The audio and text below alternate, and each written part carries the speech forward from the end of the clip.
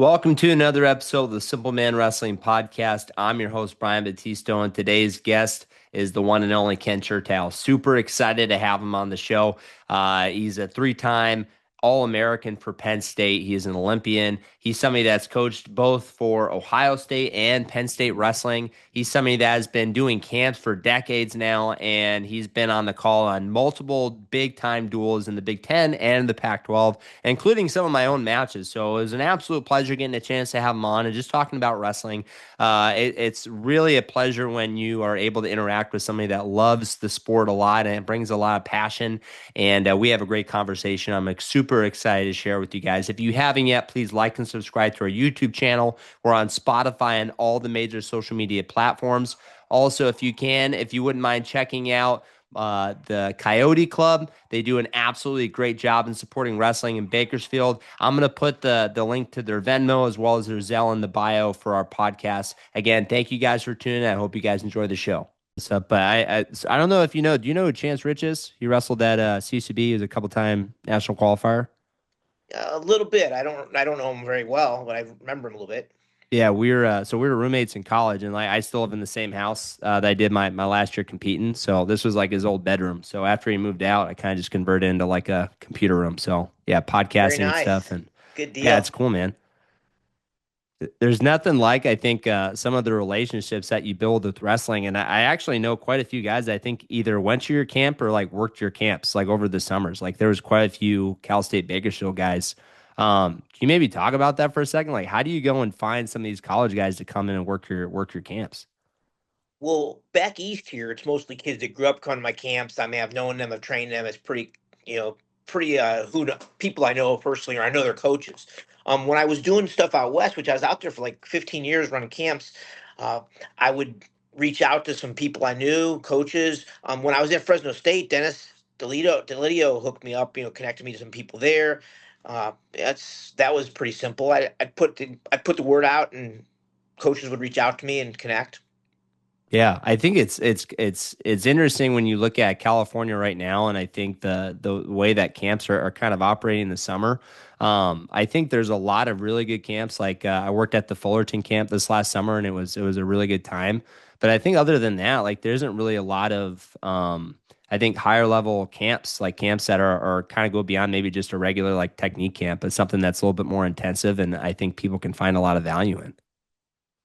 Yeah, I don't know the California. I mean, I'm sure there's a lot of good ones out there too, though. But it's just everything's different. Every situation is different. Depends who the leader is. Depends who the coaches are. You asked me about counselors specifically. That was kind of different for me, getting to know people I didn't know as well. But I always brought in some of the legends of California. I mean, I know you in your writings and stuff. I read through your podcast and through the articles that those guys put out there, like Abbas brothers, what have you, and Guerrero. I would always try to bring in celebrities from that has some California ties. Yeah, because I think so when you think about like your camp philosophy when you're doing stuff, like are you trying to, hey, we want to get guys maybe that is going to draw a lot of people to the camp, and what is maybe kind of like your system when it comes to like, okay, this is like why we're doing this camp and this is the value that maybe people can kind of recognize and want to be a part of. Well, my system where I am in the East, and I have my connections are people I've trained. They're guys that grew up going to my camps. They're people I coached at Penn State. I use a lot of the same people. A pretty consistent group of staff. I mentioned you earlier. Zane Rutherford and Frank Molinaro grew up at my camps a lot. I mean, they're annual celebrities that come in and are consistent and work multiple days and multiple sessions. And I have a good foundation too. A lot of kids grew up doing my camps. Like a guy named Brad Pataki runs M2 for David Taylor. Nobody back west knows Brad, but he was a leader on Penn State's national championship team. Grew up in my kids' club. He's awesome. Another club coach named Matt Coker was a All-American at Pitt, and he grew up in my kids' club. So I mean, these guys are leaders for us. Another guy named Jason Keithley from Maryland. His son's like a 14-year-old phenom, kind of like a Jax Forrest type level. Hopefully, Yeah. I don't want to speak too soon, right? That's like generational, but he's an outstanding 14-year-old, phenomenal. When he was coming through, he dominates people in youth, and he'll be hitting high school here in a couple of years. And his dad grew up coming to my camp, so I mean, yeah, it's people I know for the most part. And when I had things out west, I'd bring in people I knew, but I'd also rely on some connections out there. And hire some prominent people. Tanner Gardner's somebody who grew up coming to my camps, who's a three-time All-American at Stanford. He's the AD now at Pepperdine. You guys got to get Pepperdine wrestling going. I didn't But know that. That's pretty cool. yeah, yeah, he's been the AD at Pepperdine for about 3 years. He was at Rice University in Texas prior to that, but he's the AD. Like, you graduate Stanford, you get a real job, right? So he's Yeah. kind of been away from wrestling a bit, but he's been at Pepperdine now for a little bit. So he was a great camper that I brought to my West Coast camps when I was doing camps on the West Coast, and he was always awesome. Man, he's a guy that I feel like I gotta get on now. We gotta get wrestling at Pepperdine. We need more. We There need you more go. programs, man. They keep killing off all our programs. Amen to what you're saying. You get a hold of Tanner, get in his ear, and let's get that ball rolling. Yeah, I mean, it's frustrating to me. I spent a good decade out there doing camps and trying to, bring people to universities. I mentioned in our communication last week, electronically, San Jose State from the get go. Terry Pack and I had 200 plus people at that camp. Most people around California might know Pack, but he's built junior college wrestling in California and others. He's been in Nebraska for a while, but anyways, we did San Jose State, and they didn't appreciate it. So we saw Fresno. We brought it to Fresno. Then next thing you know, they're trying to pull away from the sport. And then we went down.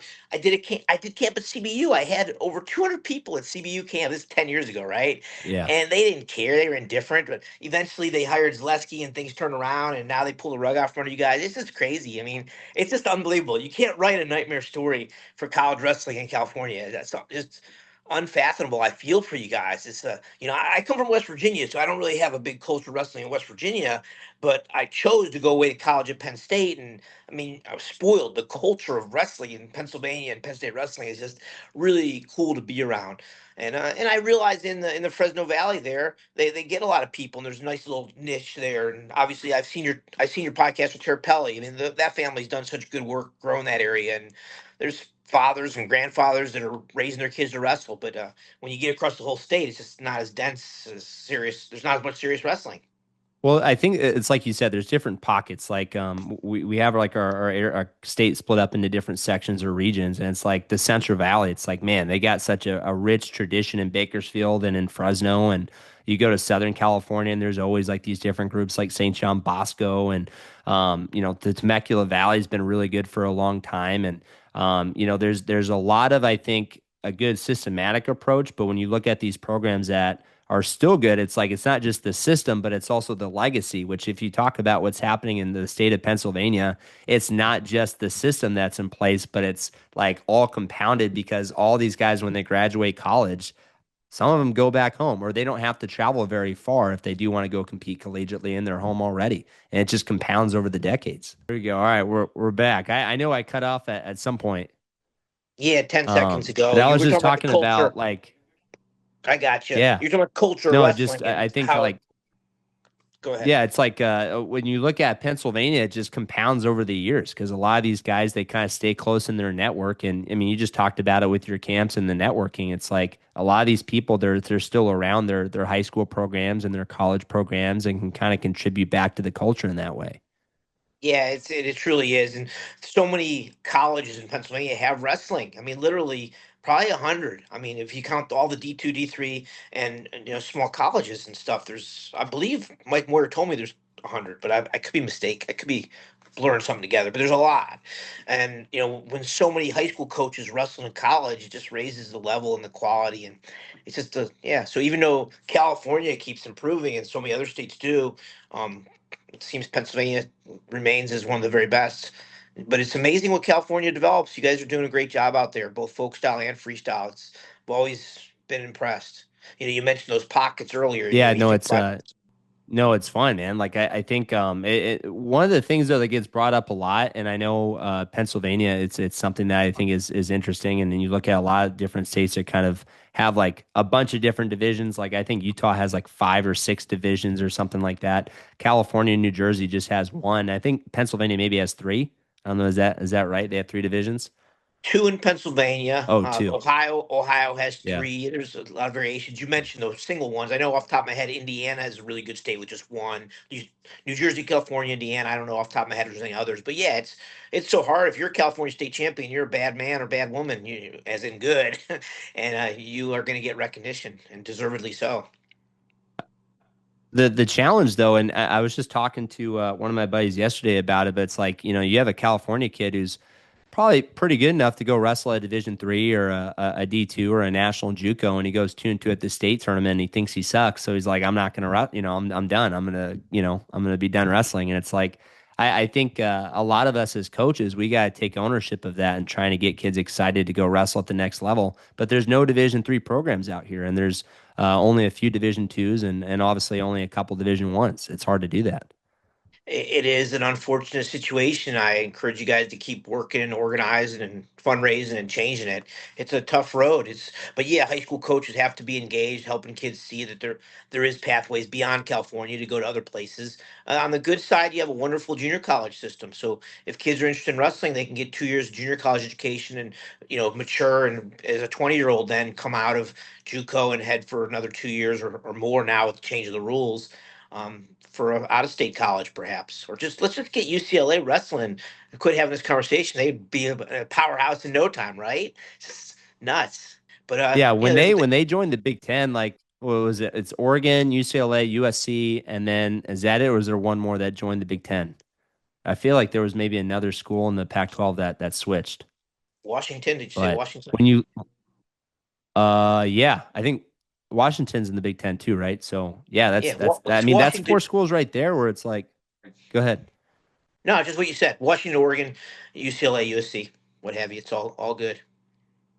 It's one of those things where it's like, okay, now you're in the Big Ten. It's like, man, they got to add wrestling, but it's almost like somebody kind of pointed this out. It's like it can almost be an argument for a school in the Big Ten to not have wrestling now, because now there's more and more schools there. I don't like that argument. I mean, I think there's a good argument Yeah, I for don't you like guys. it either. I think the West Coast leadership, and I don't want to sit here and say do that. I mean, it's not my role, but gosh, if you can organize a committee and get with Mike Moyer with the National Wrestling Coach Association, really have a pathway for administration at UCLA, USC, Oregon, and Washington to add wrestling, I'd love to see it. It's out of my skill set. Yeah, well, I think it's interesting, man. Like, I feel like you've kind of done everything I feel like you can do in this sport. I mean, you're an Olympian, you're a three-time All-American. I looked at your coaching stats too. It's kind of nuts. Like, you think about the teams that have been really dominant in the last 20, 30 years. It's like you've coached at two of those, like Ohio State and Penn State. Like, I think you have a lot of knowledge and like experience, and especially with your camp system right now. I think there's a lot of things that we can maybe copy or mirror or try to replicate in California, and taking a little piece of stuff that you're already doing. Yeah, well, I appreciate you recognizing that. I did spend nearly a decade coaching at Ohio State and Penn State as an assistant, and it was awesome. And I'm in the trenches wrestling those guys, and I'm still competing most of that time in my 20s. It was a really awesome run, but I'd be pulling your leg if I said I was the catalyst. I mean, that's again the culture. You're recruiting good kids, Pennsylvania kids, attracting to Penn State, attracting to Ohio State. It's not a complicated job. I mean, to coach those levels, you're getting good kid, you're getting the best recruits, then you're wrestling them every day and pushing them and getting the most out of them. I do understand what high level wrestling looks like, and a lot of it's key recruiting too at the college level. And the real challenge is for those mid level and lower level teams to develop kids and get them from 17, 18 to make big changes in 18, 19, 20 and stay committed to wrestling during college. That's the ultimate challenge for a good college coach, is to keep those kids improving, in their late teens and early 20s. And some kids aren't motivated to do that, and others are. And ultimately, it's the coach has a big impact. I know you said maybe it's a little bit different in Ohio State and Penn State, just because maybe with a lot of the kids, they're maybe a little bit more blue chip recruits. But when you talk about development, like especially when you're in your 20s, early 30s, you're still wrestling with the guys every day. Like what are you doing as an assistant in the room and wrestling with them? Like, are you trying to, obviously I'm sure giving them different looks and you're doing the mentorship part of it, but like talk about like, do you have any tips and tricks when you're drilling with the guys? At that age, so you're asking two different questions. So specifically, I mean, my students at Penn State were Sanshiro Abe, Kerry Colot, John Hughes. I mean, they're all a little bit bigger than me. It's just fight as hard as you can, right? And I think the educational part though is when you sit down in the video room with them. So I don't sit there and pause and try to teach them at that point. You're in your job is just to push them to the highest level and go as hard as you can with them, which is what I would do. Is great. For them and me. But the video room, I think, is big strides. And I'm going to date myself a little bit, but DVDs got really popular in the 90s when I was coaching college. And I'm a really big student. I'm a serious student in general in academia, but is wrestling. I'm a freak. I want to watch wrestling all the time. So I broke down a lot of video with those guys and helped them perfect their styles. And it was really fun teaching Sensei Abe folk style wrestling. He became a 4-time All-American NCAA champ at Penn State. And there's a lot of hype around Ono now. We Yeah. didn't have the internet in the 90s, right? So Abe was cool, but he wasn't as good as Ono right out of the gate. He just came over from Japan to get an education at Penn State, and he was way above average. But it took a lot of hard work. It was cool and fun and challenging. So it's different. I mean, coaching high school and coaching children is way different than coaching elite college athletes. It's two different animals. But as far as tips and tricks, I think something that is really important for coaches of younger people is just to help them be motivated, help them stay positive, help give them positive feedback when they're doing things well. It's a lot of it's just reinforcing what they're doing. You don't try to give too much feedback. I mean, the constructive feedback might be 20% of it, but let's say the other 80% is you're doing that well. You need to do that in matches, and just get them to take that from the room to matches is a big challenge in some coaching rooms. I think I like what you said, where it's like maybe only 20% of that maybe is that feedback. It's like coaches sometimes talk too much. Like, all right, say something, and then let's create an action plan and let's go do it. Like they're gonna get better by doing it, getting perfect reps, quality reps. Amen to that 10 seconds of input right there. I mean, yeah, coaches, kids, and I do. And one of the things just circling back 10 minutes ago, you asked about camps. I don't want my coaches talking for 10 minutes about technique. I want them to teach 2 or 3 minutes, and then the kids drill their asses off for 5 or 8 minutes, and you're coaching them while they're drilling, and you're giving feedback constantly. You learn by doing, you give feedback as they're doing it. I mean, nobody wants to sit still for more than a couple of minutes especially now, most people have a pretty basic understanding of the fundamentals. It's perfecting the timing, perfecting combining the setups with the level change, the attack, putting it all together. And then there's all sorts of scramble wrestling. I mean, play wrestling's become real popular over the Yeah. past decades. I mean, I'm going to shout out to Abbas for being. I'll give Jerry the kudos for being the greatest at funk in his era and one of the greatest ever. And he helped popularize it, and now it's all over. Right here we are, 20, 30 years later, it's all over the place, and a lot of wrestling is scrambling, and at the folk style level, these guys are cats, right? It's so hard to finish a takedown. I mean, you might see an action packed match. I mean, I'll just use the ones that come on my as a lightweight. I'm biased, but Jax Force and Aaron Seidel. You look at Yeah. those two cats wrestle. It's just awesome. It's amazing. It's just chain wrestling nonstop, one thing to another, flowing and just scrapping and scrambling. They've been doing it year round since they were 6 years old, right? So, and they're in good clubs and they're getting feedback, and you know they're raising the bar, right? They're just keep getting that level. I know what they're doing. I can see it real good, but I'm not gonna. It's not my thing. I'm not. I mean, I know my funks and stuff, but I'm not. Those guys are amazing, right? Generational talents there. No, it's man, it's like it's so fun to watch those guys, and I almost feel like every year, I never qualified at the NCAA tournament, but man, I do like watching it, and I think it's I haven't been there in person yet, which people keep saying I need to go, but man, I love watching it like on ESPN because I can literally watch each match and or each mat, and then when that mat ends I can go to the next mat, and I don't feel like I have to miss anything, but I get like overwhelmed, man. There's so much good wrestling. I feel like I would lose my mind if I was at the tournament because I wouldn't know like which match to watch, and I would still have to replay it anyways. Yeah, it is way different in person. So I've been going since I was 15. I don't go every single year anymore. I did real consistent, like 15 to 35. But at this point now, in my 30s, right now, seriously, as I get older, I'm just as happy with the remote control and clicker too, right? As far as studying the sport, it's really cool to be in the arena and the excitement, the energy as a fan. But as a student watching the sport, as a coach watching the sport, I'm cool with you, Brian, and in my living room, flicker Yeah. eight boxes. I mean, technology, and I'm biased to TV, right? I've done a lot of TV broadcasting, so I'm kind of biased to getting on the screen and watching it, and that was fun. A little story from my broadcasting years. So in the early years, you had to go to the gym and be on site and broadcast it. But as technology evolved, when I was doing broadcasts for Big Ten Network and Pac-12, a lot of times I would just go to the studio and be able to watch on the TV and talk, instead of being in the arena. So don't get me wrong, I was at Stanford and Oregon State plenty in person, but a lot of times you could do it right from the comfort of your studio, or in our cases, just as fans watching from home. So there's a lot of benefits to watching on TV. You could use, yeah, it's too much watching the paint dry, right? Sometimes. So seriously, so I'm going to give you an analogy. Jumped into my mind when I was rambling about Forrest and Seidel. Much respect for Blaze and Davino. They're awesome, Yeah.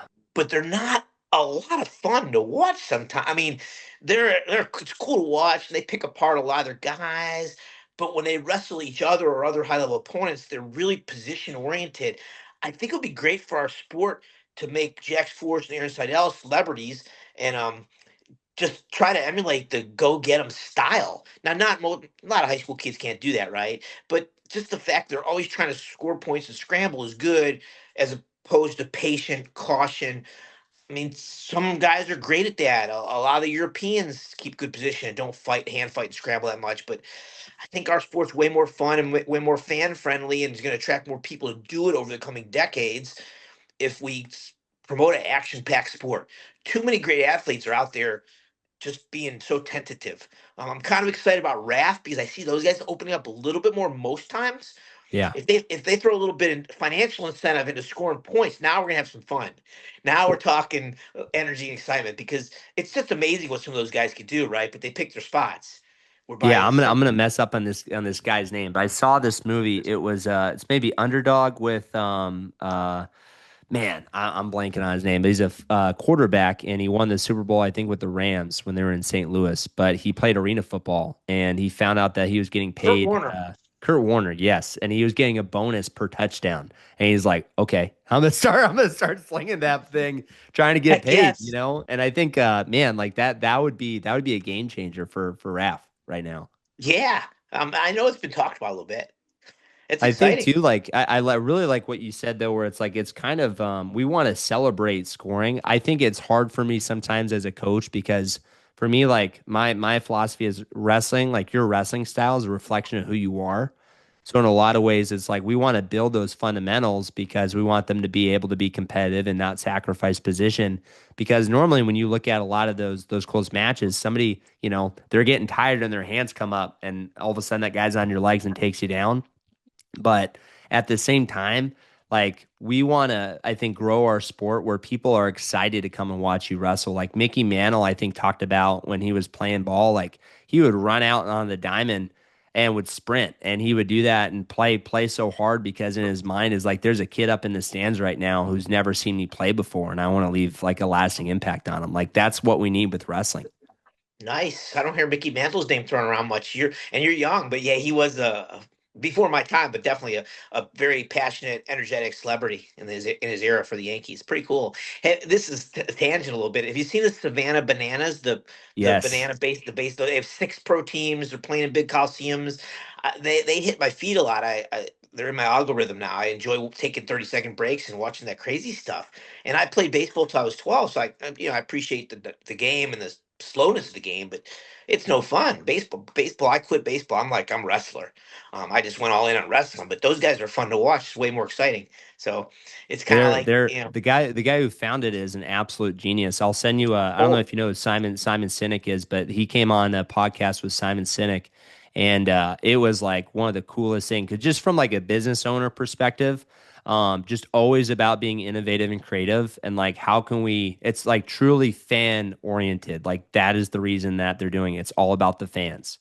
yes, you've obviously been studying it a little bit. That's cool. Yeah, I feel like I don't know who the guy you said is the podcast guy. Yeah, Simon said he's like yeah, he did like a very famous video, like a one of the most famous like TED Talks ever, where he draws 3 circles, and it's like businesses need to start with the why in the middle, like why you do things is everything.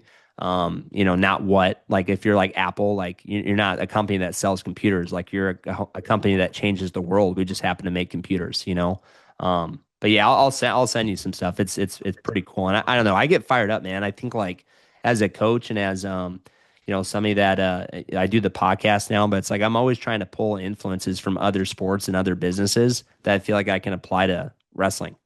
Yeah, good stuff. I agree. I'm coming to my brain. I think Jesse Cole's the guy who is the founder. Who your point's good. Instead of seeking the what, he's seeking the why, and what his why is to entertain fans. And I think as a wrestling community, we need to look at that why, or why are we doing this? I mean, yeah, it's for the kids. Yeah, it's to make them better. Your point about you wrestle kind of like your personality is good, but ultimately we want more aggressive, exciting personalities that are dynamic and that'll grow the sport. So I mean, I'm not saying we got to do like Savannah Bananas and have a bunch of trick plays, but we do need to entice scoring and entice activity and get after it. It's more fun We that we way. had Tom Hoke was on the podcast, and I always mess up his last name, but the Claw Wrestling guy, one of the Claw founders, and Yeah, man, I could not like get into the pylon for some reason. I don't know if you've watched any of their events, but I they have. got Yeah, yeah, the pylon's interesting, and I think it's like something tangible and like something that's very recognizable for people that aren't familiar with wrestling. But I'm trying to think like what are some other. It's hard to like. It's kind of like golf. Like it's hard to like make such a traditional sport and like evolve like some of the rules and like some of the formats. But I think like it's there. There is something there, and I think a lot of programs and different organizations are trying stuff, and I think that's how we're going to be able to grow is just trying things, throwing darts at the dartboard and trying to get something to stick. yeah. They're doing great work. I'm gonna build on your clock thing. So Tom Houck is the co-owner, along with Eric Brugel, who's a Penn State graduate, was the captain of our Penn State team when I was a freshman, sophomore at Penn State. Great All-American for Penn State. So Eric Brugel and Tom Houck, they're building this. They're creating excitement. They're trying to cater to the fans. They're doing exactly what you said that the banana ball people are doing. Their why is let's make it fan exciting. Let's create a set of rules. And the pylon thing could be debated either way. It's just one of their nuances, but it's unique. Yeah, but I've watched it. It's fun. A couple of my guys that grew up coming to my camps, they're actually a couple of my students that are my home training center. So for 20 years, I lived near State College. I built a property. I built a house in a building 10 miles from Penn State, and I had a training center. It's called my home training center. And Zane Rutherford and AJ Shop are two of the men that are doing claw, and that grew up since they were 7 years old, learning and training from me year round. And so I definitely tune into claw and been watching them, and they're both crushing it. They're both exciting to watch. And I'm a big Zane's fan of AJ Shot, man. I remember watching him in high school, and I just did like I just sometimes like I don't know what happens, but like oh, I need to go back and rewatch that match.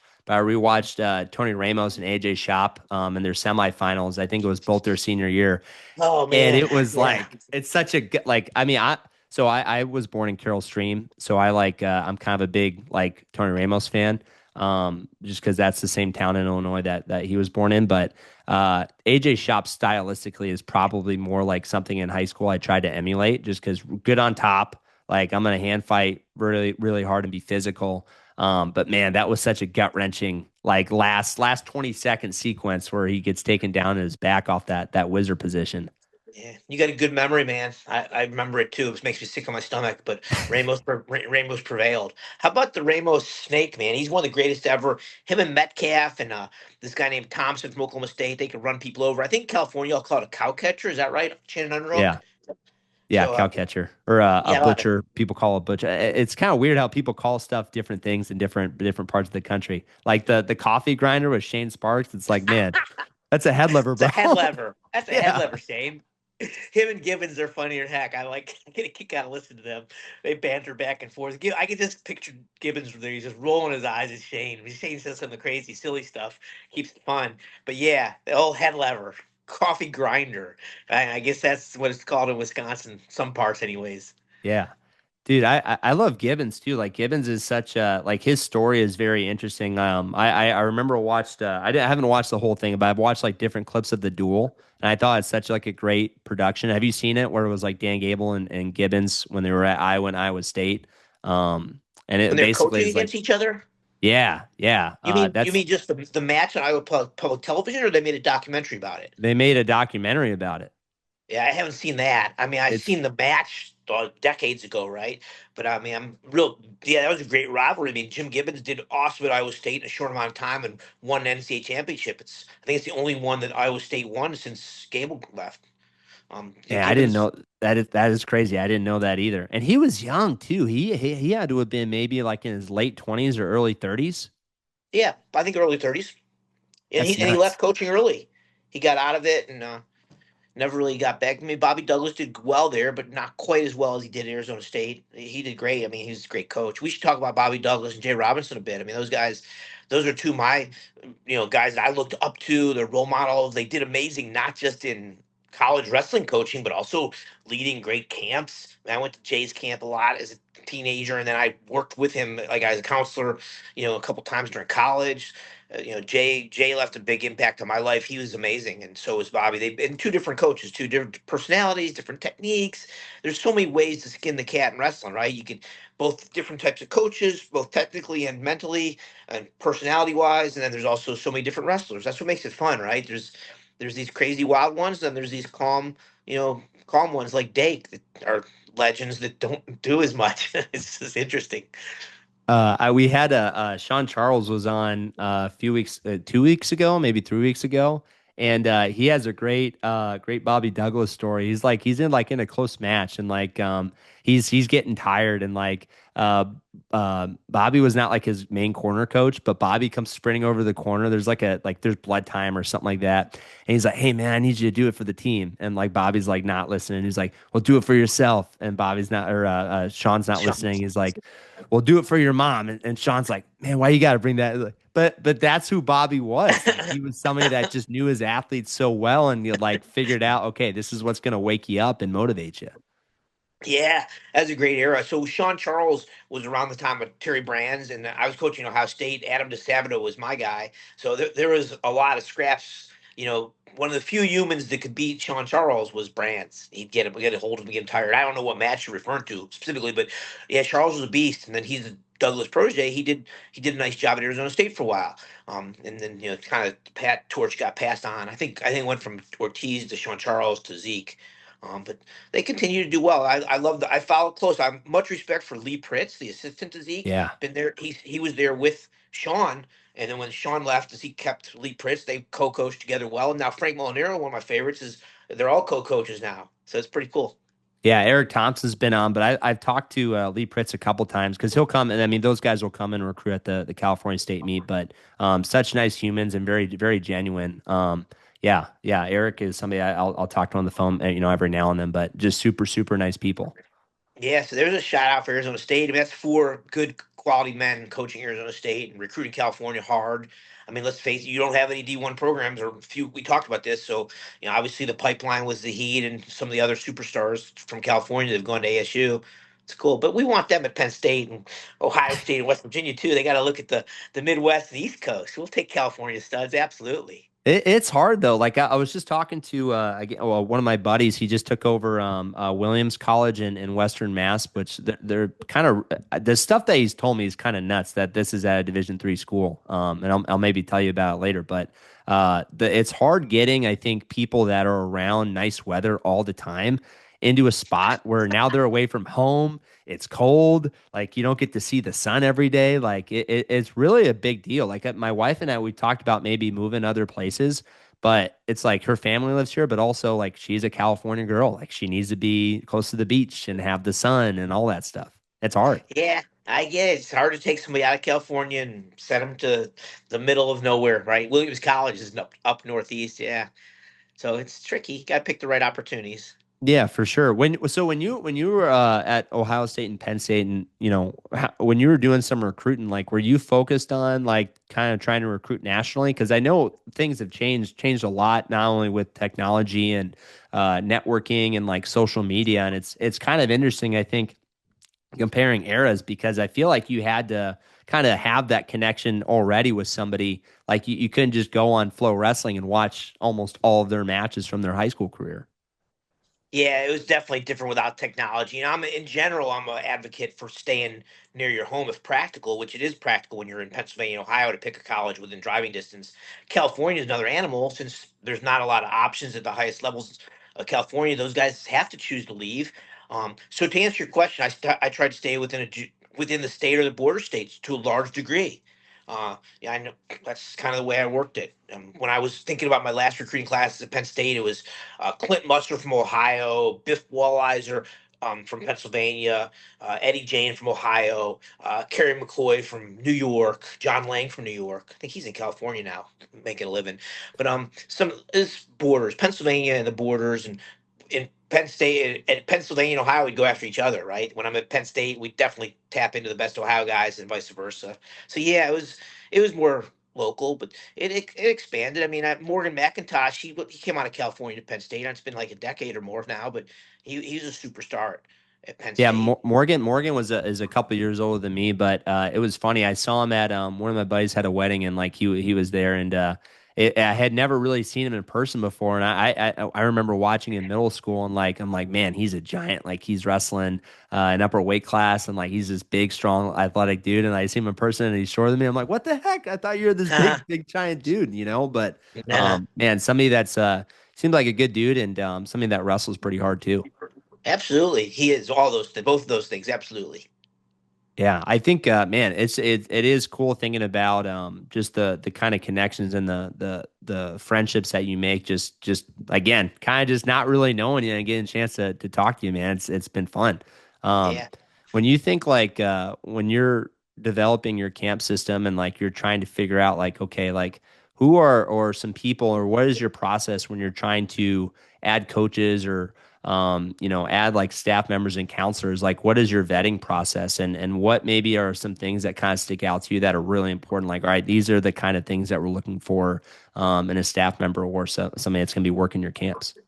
Okay, well, I definitely vet everybody. So anytime there's a new person, it takes a little work. I need to figure out who they are and stuff. But like I mentioned earlier, I try to go with. I mean, I've been around wrestling full time for 40 years, right? Even more than that as an athlete.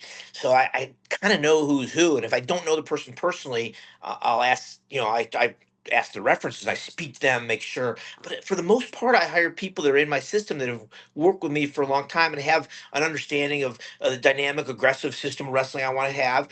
Talk, not a lot of sitting around talking, a lot of doing, a lot of activity, perfect the details, helping kids identify their styles. We do a lot of small group choice. Like I can stand in front of 100, 200 kids and teach, and I do a little bit.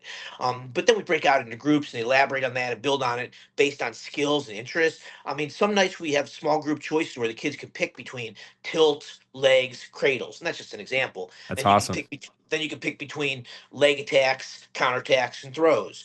I mean, so you can focus kind of on the areas you want to be the very best at. Like, if you could shoot like Jordan Burroughs, you just gotta just keep shooting and body faking and moving and attacking, blow through them. If you're not powerful like Burroughs, maybe you're lanky like John Smith, then you gotta develop your body fakes, your low singles, kind of like Luke Lillidahl. He's quick as a cat, changes levels so good. So as you go from good to great in wrestling, you gotta identify what you're good at. And for me, it didn't really happen until I was like 16, 17, and then into college. Now kids start to get started younger. There's more video out there. There's better coaching in clubs. So kids might get a little better, a little younger. So when they're 13 to 15, am I a control tie guy or am I trying to emulate Luke Lillidahl and be quick and move like a cat? And you got to identify what you're good at and then really perfect those areas. So as a camp director, I try to give those kids the opportunities. I don't try to make everybody wrestle the same way. I mean, it's look, I'm a short, stocky, slow dude. I'm not super athletic. I got good at wrestling because I learned the sport and I trained like a madman. I learned that I was really good with underhooks and snapping the head. So I mean, yeah, I could shoot at hard doubles and singles and stuff, or go from a single to an underhook. Sometimes I just go from a high single to an underhook. But I knew where I wanted to be. Pretty much from the time I was a sophomore in high school, I knew I wanted to get a hold of my guy, collar ties, snap downs, underhooks, front headlocks, and then I'd build from there. And if I Dave Schultz, California, guys. We got to talk about Schultz. Oh Dave yeah. Schultz. I asked him one time. I said, "This is at the Virginia Duels. I'm coaching college. I was coaching Ohio State at the time. He was coaching Wisconsin." And I'm like, we were just talking. It had nothing to do with the dual meet itself. I just remember where it was. We were chatting, and I'm like, "Dave, you're so chill out there. What are you thinking when you're wrestling?" He goes, "Chertow, I'm just looking to dictate the tempo and control the ties." That's literally what he says. It was a short conversation. I mean, I know him pretty well from longer conversations, but this particular moment was that's what he said. Dictate the tempo, control the ties. So you got to know, like for me, I like a high tempo. Like I like to get after it, be physical, get a hold of people. I don't shoot a zillion times, but Bo Bassett, he's like a machine, right? 6 minute mile, go as hard as you can. He does shoot quite a bit. I mean, he doesn't just snap the head. He's faking. He does good. He fakes a lot. He snaps a lot, and he shoots a lot. I mean, he's like consummate, great aggressive wrestler. But then you look at Jax Forrest. He don't want to touch you quite as much. He's more body faking, moving, juking around, and as soon as you touch him, he's got his shrug, slide bys, and all sorts of stuff. So people perfect their styles, perfect their timing. But back to the camp thing, I try to teach a foundation, try to keep the kids busy, working fundamentals, drilling the heck out of them. A lot of kids can't drill worth of crap, so you got to teach them how to drill. And then you know it as a high school coach, you got a variety of kids. It's hard, right? Some kids, your top 10, your top 5 or 10 kids could probably drill their butts off, but then you got another 10 kids that don't hardly can drill or get up too slow and slack it. But I'm a big advocate for drilling. I've embraced the play wrestling a little bit, but not too much. It's pretty cool for elite college guys, but eh, you start giving 15-year-olds play wrestling. I don't know. It's mixed results. Bad habits can be taught just as easily as some good ones, and really at good high school wrestling, you want to finish clean, get in and out. The longer you wait, the more chance there is for counters and funks. So you just want to teach kids to drill hard. That's more important than anything. Um, so that's some of my thoughts on that and camp. I kind of went on a tangent a little bit as far as what do you do? Surround yourself with good people as a camp leader. Get good people in there that know you and know systems and have the expertises. And then, like last year, I brought in Beksad Abdurkhanov. He's just recently signed a contract with RAF. Yeah. He's the guy that beat Burroughs about 10 years ago in the Olympics. He's Olympic medalist, couple-time Olympian from Uzbekistan, but now he's coaching at Harvard. So for you smart California guys that don't want to go to Stanford, you can go to Harvard. Anyways, Beksad does a great job. My camp very unorthodox. He's long and lanky, like David Taylor, for example. Yeah. He actually wrestled David. Ironically, they're around your age, I would guess. How old are you, Brian? You mid I thirties? just turned 30. You're younger. Okay, so Beksad came over from Uzbekistan and wrestled a small college in Pennsylvania called Clarion, and he wrestled David Taylor in the NCAA semifinals, and he took him down twice, literally the first two takedowns. I mean, he's was legit and is legit, and he's still going strong in his mid 30s. As is David. I'm sure David in the room scrapping with Zahid consistently, and all them other big guys. So I mean, especially for one match at age 35, Raf older guys could do that easier than a tournament. So Beckside's wrestling, Keegan O'Toole. So that should be cool. Keegan's a legend, young legend, and Beckside's an old one. But anyways, the reason I mentioned Beckside is because he's not part of my system. He grew up in Uzbekistan wrestling, right? He's a Yeah. freestyler. He's got different unique moves for folk style, which he's mastered. I mean, he's a really good folk style wrestler. He was good in college. He was good on top in college in folk style, even though he didn't come over till he was 19 years old. Um, Meanwhile, I'll just digress briefly, but No, Abe, you're my good. guy, Abe from Japan, he didn't like Top very much. He just kept it really simple, did a lot of cutting them loose. But Beckside actually embraced folk style wrestling. So he's an excellent folk style wrestler, excellent coach at Harvard, but also obviously a freestyle guru. And he had retired. I mean, he's got wife and kids. He's mid 30s, what have you. But it's pretty cool. He's wrestling rock. That'll be exciting. So my point being though, I bring him to my camp. He's awesome, but I don't tell him what to do. I tell go teach your best takedowns, go teach your best counters, go teach your favorite 2-on-1 series, go teach parterre. I mean, I give them direction, but I don't try to micromanage my legends, right? I just give them a topic area and let them fly. Well, it's kind of like I think it was George Patton that has a quote. I'm gonna butcher it, but it was like, you kind of just like tell somebody to do something and then you just let them do it. Like be pleasantly surprised. Like don't put a saddle on a Mustang. Like let them figure it out. And if it works out, great. If it doesn't, all right, hey, talk to them and refine it and then get better. Yeah, absolutely. I'm as a dynamic coach, I try not to micromanage my students, whether they're full time students in my club or just colleges, or whether they're campers that I'm just knowing for a couple weeks. I try to give them a direction and give them enough information to get to work, and then teach them the work ethic. And we have so many coaches. I literally hire a coach for every 8 or 10 kids, even more for little kids. So they're spoiled with individual attention, so they don't need to sit and watch a teacher, whether it's me or anybody else, for very long. They just learn it, go drill it, get feedback while they're drilling. That's really, you asked me about my camp a couple times. That's one of the things I really emphasize is you don't want to have one person teaching 100 people sitting there for 10 minutes. You want to get the kids in, get them some information, and then get them out so all the coaches can get around and help them clean it up as they're drilling. I think that's really important. And I think you mentioned it earlier, you must have had a coach to talk too much growing up or something, but you don't want to sit and listen too much. You want to let them have the time to do it, like Patton said.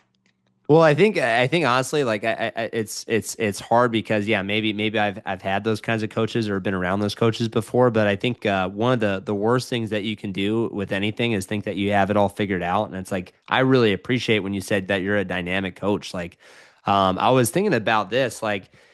I think about how long you've been doing this camp, and you have kids that have been literally little kids starting wrestling, and then have grown up with your camps, and then they've gone off, and now they're coaching, and then they send kids back. And I almost feel like what makes your camp a little bit different, especially in Pennsylvania, is a lot of camps are kind of like maybe outside of somebody's system. Like you have your main high school coach, and then you go do a camp and it's kind of a bunch of random stuff. I feel like you've been there long enough in Pennsylvania doing camps where a lot of these guys that, are coming from a high school program, a lot of that stuff's probably very similar. So if anything, it just adds layers of time drilling and getting feedback from different eyes, but it's a lot of the same stuff, I'm assuming. Yeah, there's a lot of overlaps, and different coaches do it different ways. There's a lot of different ways to win a individual high school state championship or a team state championship. Different coaches have different technique series. Like Dave Kroll, Nazareth High School in Pennsylvania, is a famous coach who's very calm and has really set. He's somewhat set his foundation, but he does a good job of helping his premier athletes peak and perfect their style. He's what I consider a guru of coach. He's about 70 years old, Dave Kroll. He's been out to those whatever that thing is in Huntington Beach, that coaches clinic. Hmm. Uh, they still do that thing out there. And that was So they prominent. had one. They had one in Monterey for a Yeah, long that one. time. That's what I'm talking about. Yeah, and That's then you know, Stanford has a variation of it. I haven't gotten the chance to go yet. It's usually they've had it last year. It was like the same time as their Super 32 qualifier in Gilroy, so it was like I can't be in two places at once. yeah, it's tough, and a lot of coaches are using videos and stuff to learn things. But I really personally I love doing coaches clinics because you get to teach the coach. You get to move pretty fast, right? You get to move through material quickly as opposed to step by step, and you get to talk about coaching too. You get to talk about how do you approach a team versus how do you help the individuals. I think that's really important for the great high school coaches that want to get their games from good to great. Kind of like I've mentioned with Kroll, you have a foundation, you have a system, and you ingrain that in them, and that's 50, 60, 70% of the techniques your team is using. But you got to identify there's certain moves that are going to work better for quick guys, certain moves are going to be work for stocky slower guys. There's long and lanky, there's short and stocky, there's weight classes. I mean, let's face it, there's not as many moves being used at the upper three or so weight classes as opposed to the lighter weight class. It's a little different beast, so you got to teach the approach a little bit differently, and you can't get too hyper. And some of those guys in the upper weights, they can't go nonstop like a Kyle Snyder or something, right? He's a generational talent that could wrestle nonstop with a big gas tank as a light heavyweight. Pretty amazing, right? Most bigger guys have to pick their spots, and he does to some degree, but really he could go nonstop. It was amazing in RAF a couple 3 months ago. He was losing to that superstar, and then he tired him out, come back and beat him. Was pretty cool. It was a revenge match. I'm not even gonna try to pronounce the opponent's name, but he was from one of them Russian republics. But he was I believe if I remember correctly, I'm pretty sure I do. He was a Sadulayev guy who trained with Sadulayev, but Yeah. he's only like 21 or something. Yeah, I'm not gonna say it, but he's the guy. I think trains out of his academy, but like he wrestles for a different country, right? Yeah, it's hard to keep Yeah. track. Right? It's hard enough to keep track of the United States. I do pretty good in California, though. I have a pretty good clue. Like you said, if you're in the Fresno area, Death Valley, it's good wrestling. You go down to Poway, and they've got some guys down there. I know there's some recruiting going on, but the little kids are growing up and getting good there. I got to give a shout out to Arson. He does some good Yeah. videos. I like his technique videos. I don't know if you had him on your podcast or not, but he's doing good work. I admire what he's doing, and we communicate some about his stuff. And he seems to have a good approach and he's way calmer than me. Right? He's chill. He's like chill. But he's done good. He's I, doing good down there. there's so many, I think, really passionate coaches in California, but part of the reason I talked about divisions earlier is that it becomes like this super team kind of thing that's happening where it's like if you're an area that's now in this one spot, like Poway pretty much has like I don't want to say control of the San Diego area, but if I'm a parent and I'm in a situation where maybe I don't know a whole lot of wrestling, I'm going to try to figure out what's best for my kid if they're passionate about it. And it's the same thing with all sports. I think one thing though, like that I wish was a little more prevalent is like just a little bit more knowledge and access for just maybe not a Poway coach or a Granite Hills coach in San Diego, but random school where it's like, hey, I can maybe kind of learn this and develop this a little bit more to where. All right, our kids don't necessarily have to leave. It's like I can kind of develop a system, which it goes back to the coaches clinic. Yeah, like there's a lot of stuff online and I can pay for stuff and maybe have access to it or I could take the 10, 15 years to try to figure it out. But man, like how cool is it? Like I get to just have you on a podcast on a Zoom and I get to pick your brain and some of this stuff that I've been thinking about. Like, man, if you say it, then it's like, okay, maybe it validates some of my thoughts. And I think if we had more of that, I think we can continue to grow the sport. Yeah, we need communications, and we need to continue to develop public school programs. And I know Poway's a public school, but they attract, like you said, parents They move get in. after it. It's not Yeah. just their school; it's every school. It's all across Pennsylvania and every state. People, when they see a good coach doing good work, they're shifting to that school if it's practical for their family. Is it as that like so? I mean, you have Buchanan and you have Poway, you have Gilroy, you have St. John Bosco, and there's a few other schools that are kind of constantly in the mix. Like Clovis is in there too, and Clovis North. But in Pennsylvania, is there like specifically okay, like this is the school that has just been running it for like 10 years? I feel like it's constantly like these different schools are kind of challenging each other for state championships. Yeah, there's more like dozens, but there is definitely a concentration of schools that are consistently good. Part of that's just culture. Part of it's just, if you look, we talked a little bit about Kroll and Nazareth. That's near Bethlehem. It's District 11 in Pennsylvania. It's a really densely populated, wrestling wise, that's got four or five or more really prominent schools. Some are public, some are private. Just an amazing culture and level of competition. The same could be said for different parts of the Pittsburgh area. There's some really prominent schools there, and then they have clubs. I mean, if you're in a populated area where there's competition and clubs, it's easier to get better than in middle of nowhere Pennsylvania. Don't be wrong, plenty of good kids come out of middle of nowhere Pennsylvania, but some of them, as they get really good, they tend to move into a school that's got a better high school, junior high wrestling program. So everything's different, Just good coaches attract good kids, and that's how it works. If you were gonna maybe talk to a high school kid, and this is anywhere, but like what are some things that from a high school kid perspective that's like okay, what are some ways in which I could take ownership of my wrestling and that are going to help me improve at a faster rate? And what are some things maybe that you've noticed from your camps? Well, a home mat and a good drill partner are keys to success. Once you get a hang of wrestling, you don't need a ton of coaching nonstop every day. Once you get good, like you can go to camp for 2 or 3 weeks in the summer and soak it in, but then you got to go back to your wrestling room, whether it's your wrestling room, your club, or the home mat. 12 by 12 in your basement. You need at least one good drill partner. You can get it done. I mean, I come out of West Virginia. There was no wrestling clubs. It was me and a couple, three partners. I had a mat in my house. I did eventually, as a high school athlete, get a key to my wrestling room, much to the chagrin of my principal. But we eventually worked it out. And you know, I've been coaching myself since I was 15. Been coaching my brother's 5 years younger than me. I taught him how to wrestle. He come up. He's a two-time state champ and wrestled at Ohio State. So I'm proud of him. That was like my first student. I'm 15. He's 10. Got to teach wrestling. So here we are. He's not a career wrestling knucklehead like me. He's a physician. He's an orthopedic surgeon, but he did good in wrestling. So Ken, it why was do you love wrestling so much, man? Again, I don't want to like talk about your age here, but like you've been doing it for a long time. Like, thirty-nine, what drives 39. you? What motivates you? I don't know. I don't get that question too much. As an athlete, it was a challenge. It wasn't that thrilling. It was just more the challenge of getting better, challenge of improving. As a coach, I definitely like helping kids get good. I like teaching wrestling. I like the act of being a teacher, right? I could have taught science or math or whatever, but I get to teach wrestling all the time. That's fun.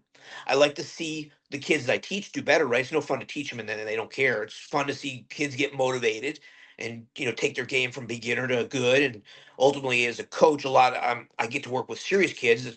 As they get good, I can help them make that transition to great. And some of that's just making their decision. They want to do it consistently, do it year round, do extra. Some of it's fine tuning their style to help them, perfect how they can reach their highest goals. Right? If you're short and stocky and you're diving in like Jordan Burroughs all the time, that's probably not the answer.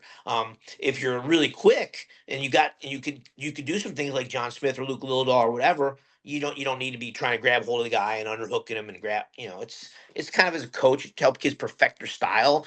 Um, I just enjoy it. I enjoy the challenge. I enjoy the opportunity when I have kids at camp. I like teaching them. I like, as a camp leader, I don't teach 6 hours a day. I teach a lot, but I don't try to teach 6 hours a day. I have my coaches there, and I got to organize a really good camp. And you've asked me a couple times about some things about my camp. I've shared some stuff. I mentioned earlier Jay Robinson, Bobby Douglas, John Fritz, my coach at Penn State, ran camps. I went to his camp and then I coached at his camps. So I've gained knowledge from these different experts, and they kind of brought into my own system. A lot of it sometimes instincts.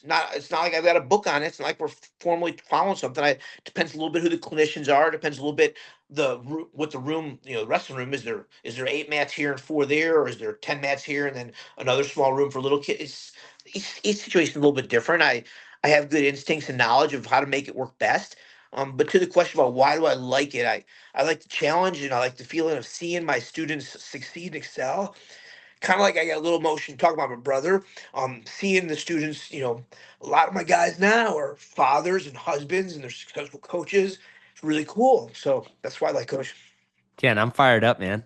I think like if you don't know a whole lot about somebody or if you're watching wrestling for the first time and you don't know the rules, there's one thing that you can like identify with, and that's passion. And I can feel it. And even though we're talking through a dang webcam, I can feel it, man. And I get pretty fired up.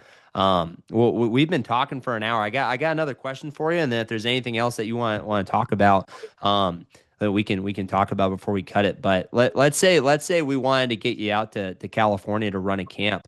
What would it take, I guess, for you to do that? And then when you hear that, are there certain things that maybe you're thinking about in your brain, like how could we make this possible?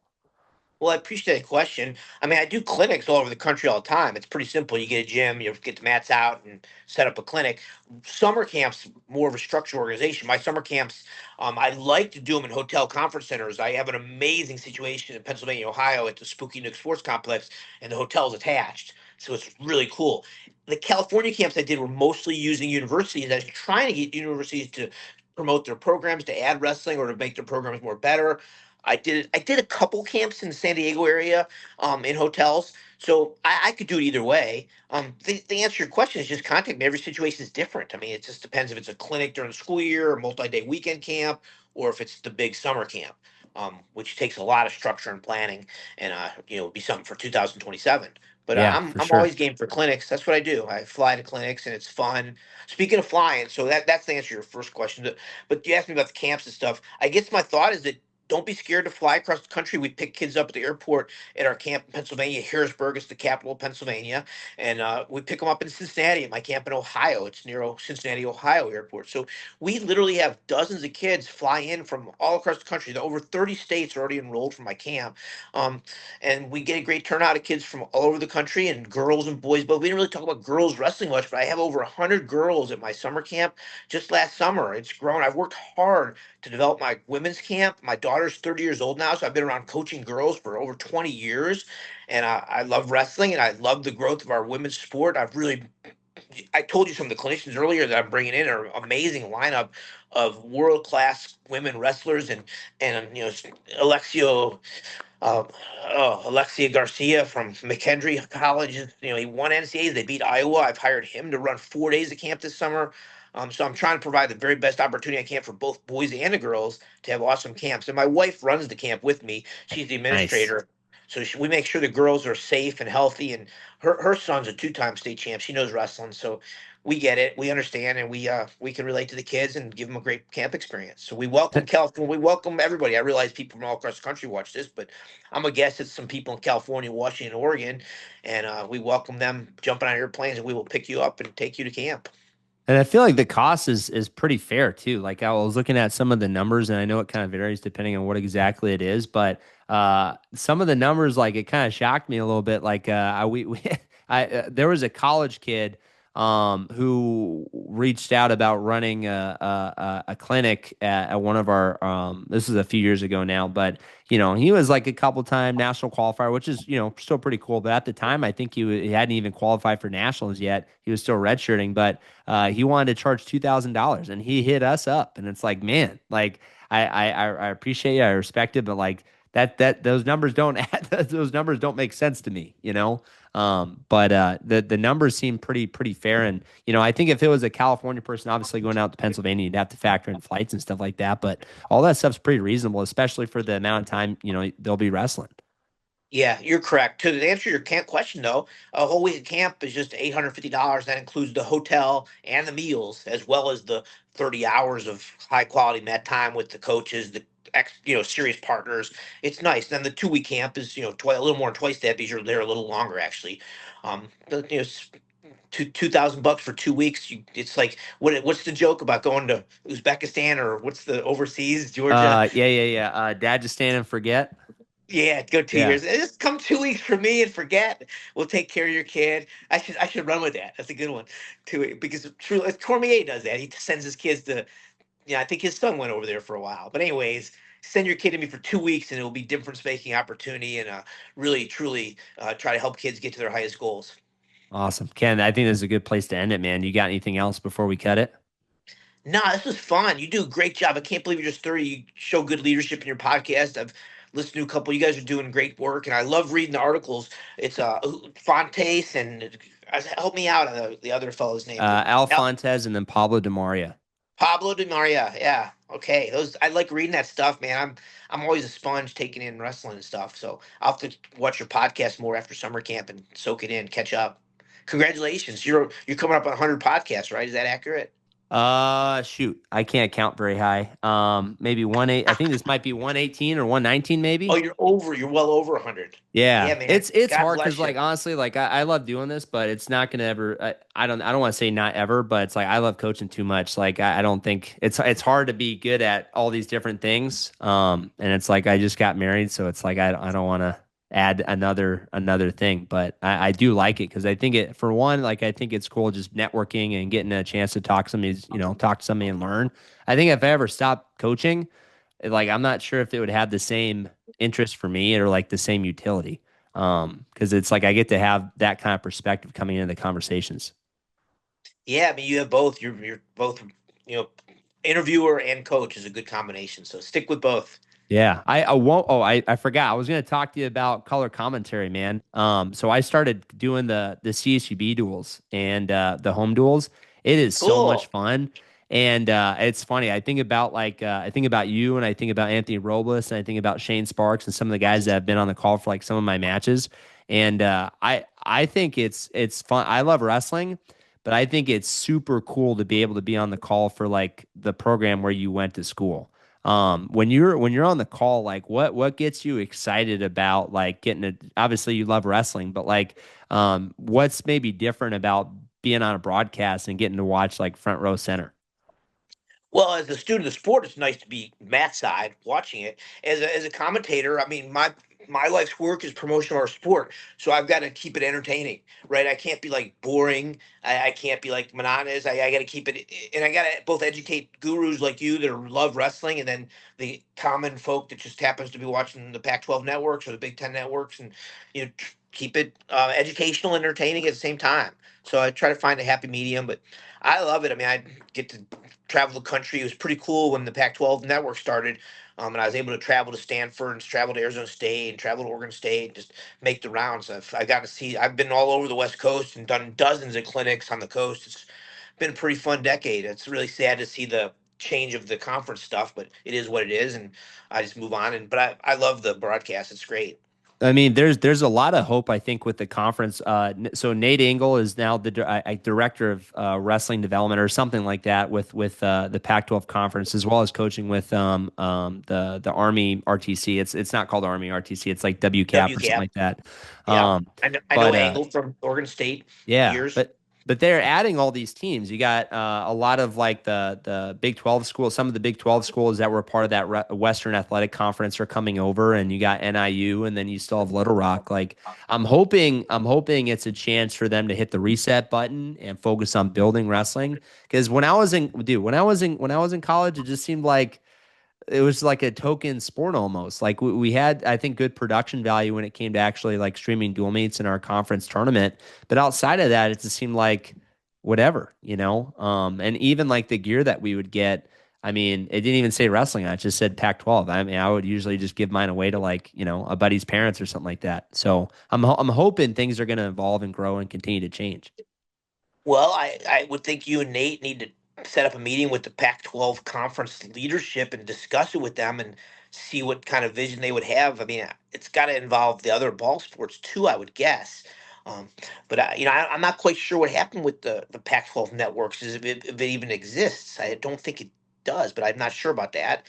I know it doesn't exist for the network. The TV network doesn't exist Yeah. for the wrestling. Like when you're doing Bakersfield wrestling, you're doing it through the university, right? Just direct from them. You're not dealing with a network, are you? Well, yeah. I mean, there was some. I don't think they told me I necessarily could not say it, but they just couldn't say it on the air. But I guess I don't know what the statute of limitations is on there. So, they would. So there is a Pac12wrestling.com. I'm not sure its exact function, but there was a moment where, this was when AJ Ferrari was on the team last year, and Flo wanted to like start broadcasting the duels and just for something happened and they were trying to work out a deal with Flo, but also like trying to like there was this weird change that was going on with Pac-12 at the same time, and it just seemed like there was kind of like one group was kind of zigging and the other was zagging, and they kind of just missed. So I feel like that's not a great answer, but that's kind of generally what happened. Yeah, It too just much things didn't politics. quite align. Okay. Yeah, I'm not. It's been 3 years now, so I'm not really in the loop on the minutia there. But Angle, that's good to hear he's in that role and he can combine, his knowledge with WCAP too. He does great work. So hopefully you guys can promote the media, promote the promotion of our sport, through the television. Man, what a great conversation it was with Ken Chertow. Absolutely super excited to have had him on and have that great conversation with him. If you guys haven't yet, please like and subscribe to our YouTube channel. We're on Spotify and all the major social media platforms. Thank you guys for tuning in. We'll see you guys next time.